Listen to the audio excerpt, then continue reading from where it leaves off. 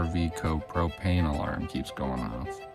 This is part 2 of our little propane and carbon monoxide gas little detector having issues. Our gray tank's open because we take very long showers. Clear maybe some sediment, some other food bacteria that's down there. Are on our way to another national park. There's so many! Every 8 years, like that's insane. He's sniffing a freaking cactus. That's insane! We found a really super rare one. I think we're gonna go the route less traveled. The eternal skeleton of some of these cactuses. If we blow up in the middle of the night because of a propane leak, it was good, guys. It was worth it. It was great.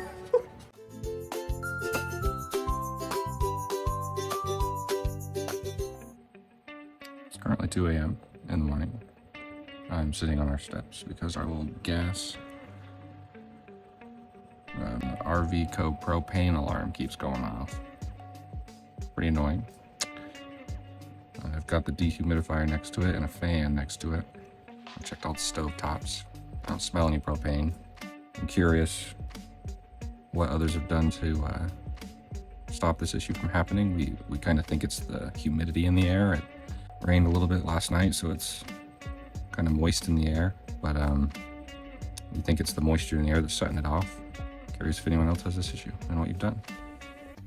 What's up, everybody? This is part 2 of our little propane and carbon monoxide gas little detector having issues in the middle of the night. It's currently 3:30. I'm sitting back on my steps. After doing a little research and just talking it out, we kind of think that by itself could be setting the alarm off just because it gets too cold. It malfunctions. We maybe think it could be our solar, because the solar setup's kind of right underneath where this little alarm is, and our inverters and everything underneath, when they get to a certain temperature, they kind of kick on and heat themselves up because it gets too cold. Propane lines get too cold, and I don't know if we have an actual leak or not, but it could be leaking stuff, but the alarm eventually stops. Heating the rig up a little bit right now to see if that does anything to it, if that just needs to warm up, so we'll keep you posted, but part 2, this is getting silly. Wesley's pissed. It was 57 degrees when we got up and the first alarm went off, so it's gone up a couple degrees. Got the fireplace on in our bedroom too. What do you think, Wesley? Yeah. And I was spraying myself with bug spray, some aerosol bug spray, and we know that can be an issue for the alarm, and we wonder if some of that bug spray got on the alarm and it's just stayed there. I know you can clean it with like an aerosol can, but that's what I feel like for dust. An update, it is currently 7:20 at night. We just had the little carbon monoxide gas alarm go off again just a little bit ago. We cooked dinner, the stove was on quite a bit, and it didn't go off until we had the stove on for quite a while. Yeah. So, we watched a couple of videos, we've done some reading, and it could be a low voltage from our battery. Yeah. Which we're gonna leave it attached for now, but every time it goes off, we're gonna start checking what our battery voltage is, see if it's a low battery issue. But it's saying it could be something with our gray and black tanks, maybe some fumes coming up. So we're gonna look at that. Totally get mad at us. Put it in the comments if you do or don't do this, but we leave our gray tanks open because we take very long showers. And it was saying like different types of bacteria, smells can set it off, but maybe we're nose blind, we just don't smell anything. So. Yeah, we have our black tank closed. Yeah. I have a P-trap in the line, so hopefully no fumes are coming up from the sewer, but we just don't know what to do. We're tempted to go get like an external alarm just to have in the rig to see if that would go off. But if you all have any other suggestions, let us know. We're gonna try turning on our furnace tonight since it's getting a little colder, and we also read that these things could be set off by just the temperature. So we're gonna keep it right kind of a couple of degrees above where it went off last night, which was 57 degrees. We're gonna keep it probably at 60. We'll keep you updated, but if you have any suggestions, put them in the comments. Probably looking at buying a new one of these things, because as I mentioned before, I sprayed some aerosol bug spray around me near that little alarm, and who knows, maybe it got on it and damaged it, but we don't know. So we'll keep you posted. What's up, everybody? Just wanted to give you an update. Last night the alarm did not go off. We ended up closing our gray tanks, filling them up and filling them with some solution to help clear maybe some sediment, some other food bacteria that's down there. We also closed all the drains and stuff in our rig and put a little water trap in some of the sinks so that fumes wouldn't come up. We kind of think that that's the issue, is some nasty fumes from our tanks is coming up and setting off that alarm. So yeah, I'm just flushing the tanks right now, and we're gonna close them and keep them closed and see how it goes from here, and we'll keep you updated. We are on our way to another national park, and we're super excited about that. We got to bring Frank, we're excited, but it's actually one you might not expect to pronounce this specific way. So it's spelled Saguaro, but we just learned, I'm gonna butcher it again, it's Saguaro. So the GU sounds like a W. So we're going to Saguaro National Park. Did you guys know that's how you say it? Because that's how you say it.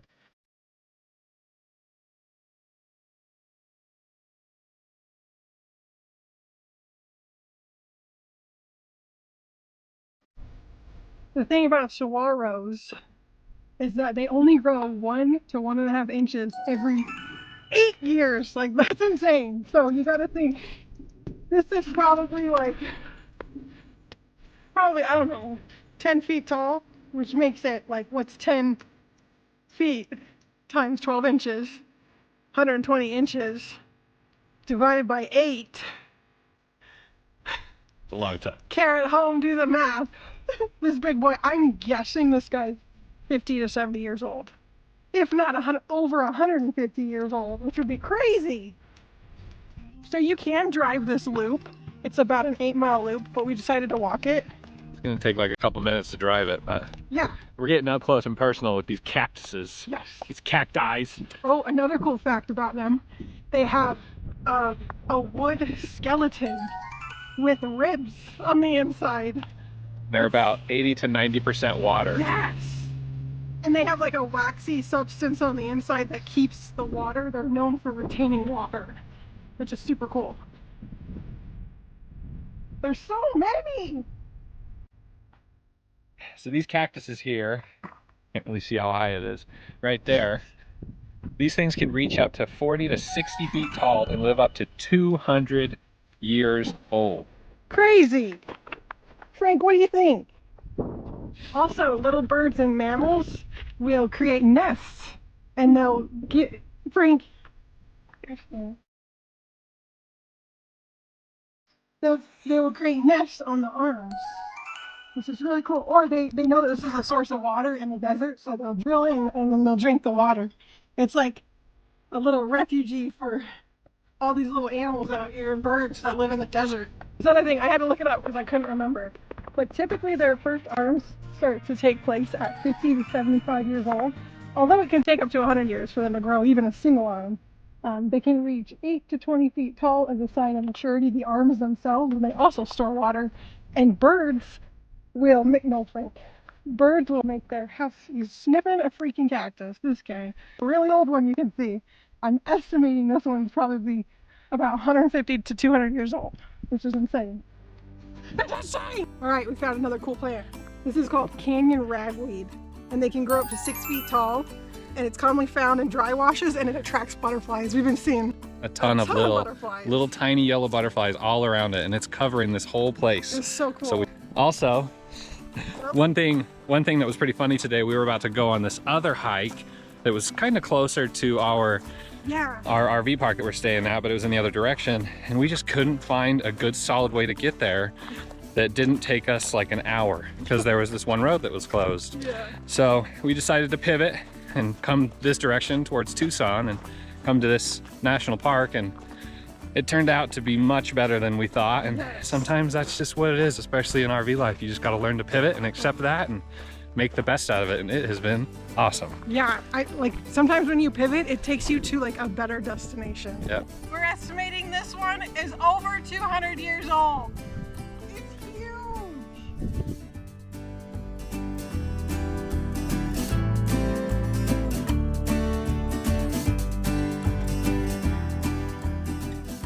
We found a really super rare one. It's not incredibly rare. Right up there, it's called a crested saguaro. And basically, it's a broccoli-like formation. They aren't sure what caused it. They think it can be 3 different things. A genetic mutation. They think it could be from lightning, or maybe when it got frozen, like something happened. They can't explain it. So it's super rare though, 1 in 200,000, and we found one. It's cool. What's up, Frank? Oh, butterfly. I tried to get it.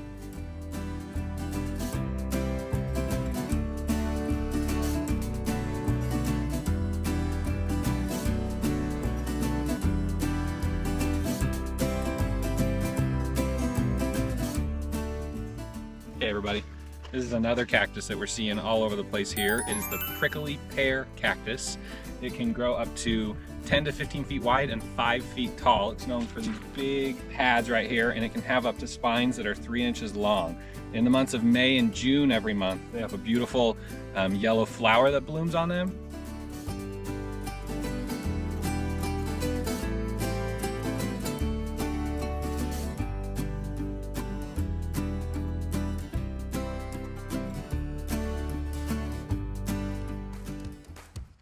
Okay, this one here is called a jumping cholla.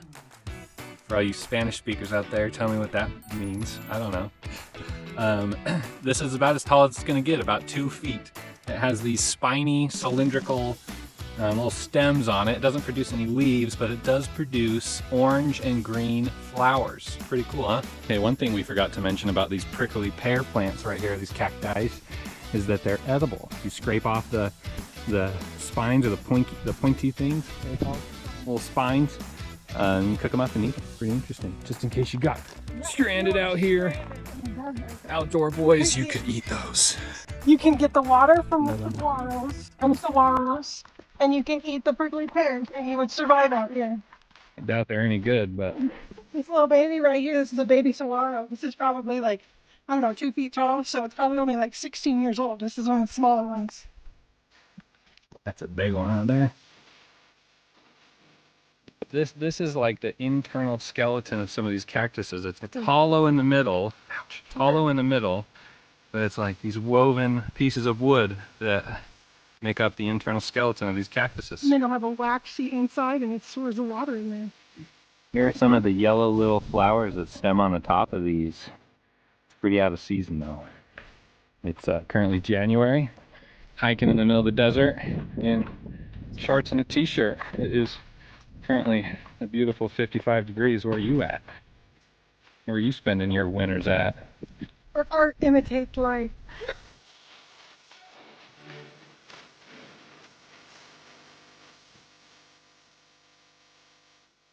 Now we're debating doing the Cactus Forest Loop Road, going back that way, or we're gonna go up on the wash a little bit further. We can't decide. I think we're gonna go the route less traveled, because that's what we like to do in this RV life. We like to go on adventures where a lot of people haven't gone. So we're gonna go up this little wash right here and try to find the road back to our vehicular, the big Betsy. Franky's having a good time, y'all.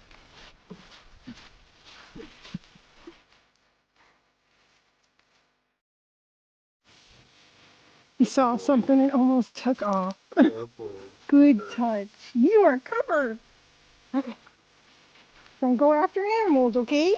This looks just like one of those that had the rare mutation. It's kind of forming. We don't know if it's genetic or what it was.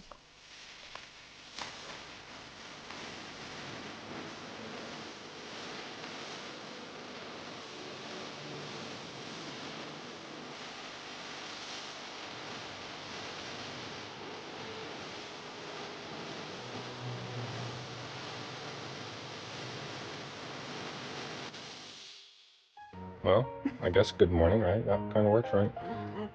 The alarm first went off at 12:45 a.m. It is now 1:20. It's gone off like 3 or 4 times. We've done all the things. I've closed all the vents, you know, I've closed all the sinks, I put water in, I've closed the toilet, there's a seal on the toilet with water, I've got all the things going. Done everything. The battery voltage hasn't dropped. Voltage hasn't changed, no. And so we just ripped the damn thing out of the wall.